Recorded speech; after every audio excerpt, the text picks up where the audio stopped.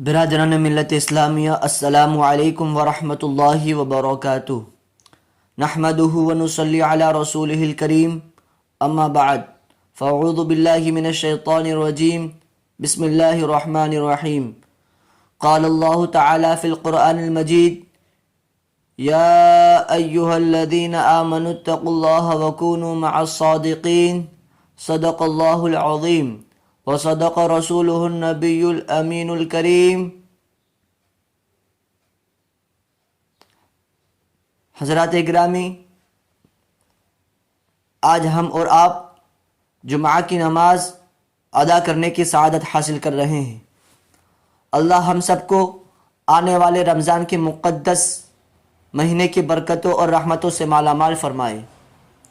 حضرات گرامی، آپ جانتے ہیں کہ اس وقت جہاں رمضان کی مخصوص عبادتوں کا موسم بہار شباب پر ہے، تو وہیں دوسری طرف ہمارے ملک میں لوک سبھا یعنی پارلیمنٹ الیکشن کی تیاری بھی عروج پر ہے۔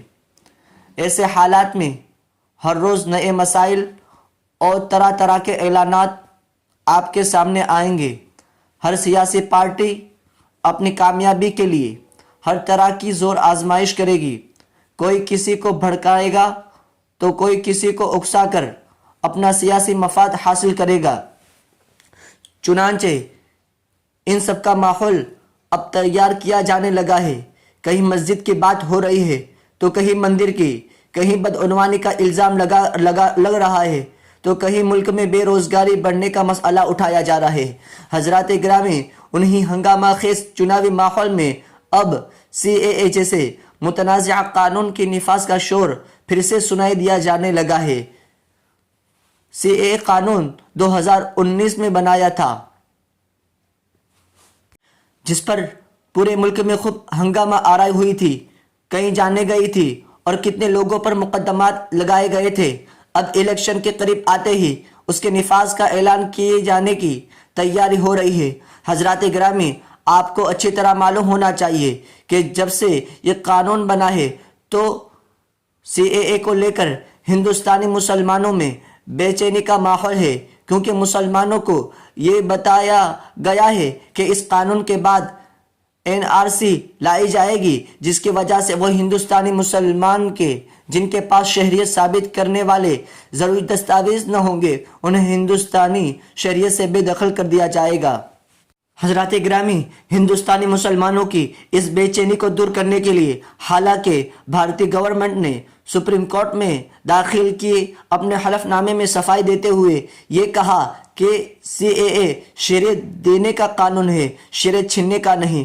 حکومت ہند نے اپنی صفائی میں یہ بھی کہا ہے کہ پورے ملک میں NRC لانے کا ہمارا کوئی ارادہ نہیں، اور یہ قانون ہم نے پاکستان، افغانستان اور بنگلہ دیش جیسے پڑوسی ملکوں کے ہندو، سکھ، پارسی، عیسائی اور بدھسٹ جیسے اقلیتوں کو ہندوستان کی شہریت دینے میں تیزی لانے کے لیے بنایا ہے۔ اس صفائی کے باوجود ابھی بھی ہندوستانی مسلمان تشویش میں مبتلا ہے۔ اس لیے حکومت ہند سے ہماری اپیل ہے کہ مسلمانان ہند کی اس تشویش کو دور کیا جائے اور یہ یقین دہانی کرائی جائے کہ ان کی شہریت کو کوئی خطرہ نہیں۔ عزیزان ملت اسلامیہ، اس کے ساتھ آپ سب سے بھی گزارش ہے کہ اس سلسلے میں کسی کے ورغلانے اور بہکانے میں آ کر غیر ضروری و غیر شرعی اور غیر قانونی ہنگامہ بازی، دھرنے، مظاہرے کرنے کی بجائے شہریت سے متعلق اپنے سارے دستاویز درست رکھیں، ووٹنگ لسٹ چیک کریں کہ آپ کا ووٹ ہے کہ نہیں، نہ ہو تو درج کرائیں، دکان و مکان اور زمین جائیداد کے کاغذات نکلوا کر محفوظ رکھیں، پریوار رجسٹر میں اپنے اندراج درست کرائیں، جنم پرمان پتر بنوائیں، سارے کاغذات میں اپنا اور اپنے والد کا نام یکساں کروائیں۔ حضرات گرامی، ملک کے موجودہ حالات اور الیکشن کا یہ ماحول آپ کے سامنے ہے۔ امن و امان کی بحالی ہم سب کے لیے بہت ضروری ہے۔ سوشل میڈیا کا استعمال بہت احتیاط سے کریں۔ تقریروں اور تحریروں میں کوئی ایسی بات نہ بولے اور نہ لکھیں جس سے آپ پر قانونی شکنجہ کس جائے۔ بہت بیدار مغزی اور ہوشیاری سے کام لیں، شریعت پر سختی سے عمل کریں، مذہب اہل سنت مسلک اعلیٰ حضرت پر استقامت پذیر رہ کر اس کے فروغ کے لیے تیار رہیں۔ اللہ ہم سب کی جان و مال اور عزت و آبرو کی حفاظت فرمائے، آمین۔ وما علینا الا البلاغ۔ السلام علیکم ورحمۃ اللہ وبرکاتہ۔